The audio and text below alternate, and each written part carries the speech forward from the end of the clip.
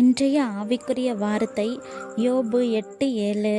உம்முடைய துவக்கம் அற்பமாயிருந்தாலும் உம்முடைய முடிவு சம்பூரணமாயிருக்கும். Though thy beginning was small, yet thy later end should greatly increase. Amen. உங்களோட சிந்தனைக்கு இது யோபு புஸ்தகத்தில் கொடுக்கப்பட்டிருக்கு. யோபு யாரு? ஊஸ் தேசத்து மனுஷன், ஒரு நல்ல மனுஷனும் கூட. தேவனுக்கு பயந்து பாவத்துக்கு விலகி நடக்கக்கூடியவர்.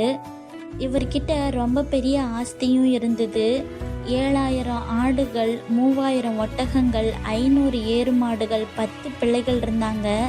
ஆனால் திடீர்னு என்ன ஆணுச்சு? ஒரே நாளில் எல்லாமே போயிருச்சு. சொத்து போணுச்சு. 10 பிள்ளைகள் செத்து போயிட்டாங்க. உடம்பு முழுக்க பருக்கள் வந்தது. யோபு சாம்பலில் உட்கார்ந்து ரொம்ப அழுவுறாரு. இந்த சமயத்தில் தான் எலிப்பாஸ், பில்தாத், சோவார் அப்படின்னு 3 நண்பர்கள் வராங்க. இந்த வாக்கு தத்துவம், அதாவது யோபு 8:7 யார் தெரியுமா சொல்கிறா? பில்தாத் அப்படிங்கிறவர் தான் சொல்கிறாரு. அவர் சொல்கிறாரு யோபு கிட்ட, யோபு, நீ தேவனிடத்துல திரும்பு. ஒருவேளை உன்னோட பிள்ளைகள் பாவம் செஞ்சுருக்கலாம். நீ மனம் திரும்பி தேவனிடத்துல போனீன்னா அவரு உன்னை ஆசீர்வதிப்பார்.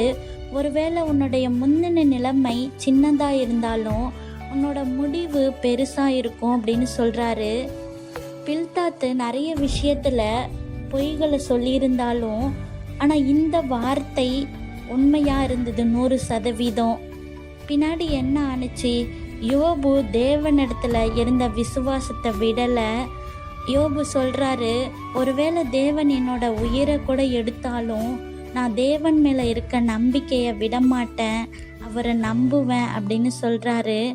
கடைசியில் தேவன் அவரோட நோயை குணமாக்குறாரு. அவரோட ஆஸ்திகள் எல்லாவற்றையும் 2 மடங்கு ஆசீர்வதித்து தராரு. 14,000 ஆடுகள், 6,000 ஒட்டகங்கள், 7 மகன்கள், 3 மகள்களை கொடுக்குறாரு. கடைசியில் உண்மையாலுமே முடிவு வர்த்தித்தது அவரோட வாழ்க்கையில். இதை ஒட்டுன்னு ஒரு சின்ன உவமை கதை பார்க்கலாமா? ஒரு ஊரில் ஒரு விவசாயி இருந்தார். அவர் தன்னோட நிலத்தில் ஒரு சின்ன விதையை போட்டார். அதை பார்க்குறவங்க எல்லாரும் சிரித்தாங்க.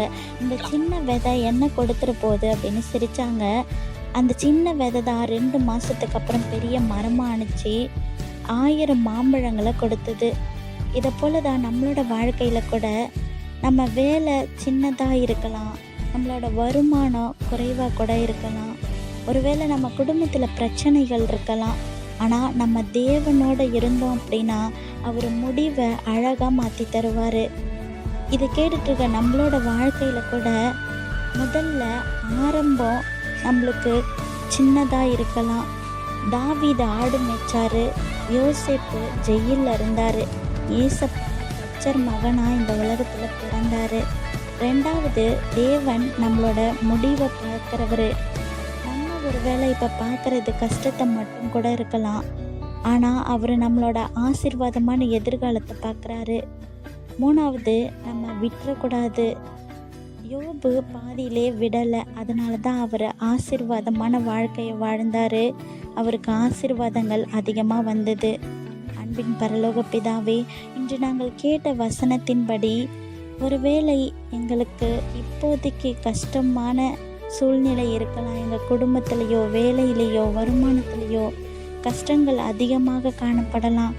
ஆனால் முடிவு எங்களுக்கு சம்பூரணமாய் நீர் கொடுப்பீர் என்பதை நாங்கள் விசுவாசித்து நடக்க நீங்கள் கிருபை செய்யுங்க. இந்த நாளிலும் பிறந்த நாள், திருமண நாள் காணக்கூடிய ஒவ்வொருவரையும் ஆசீர்வதிங்க.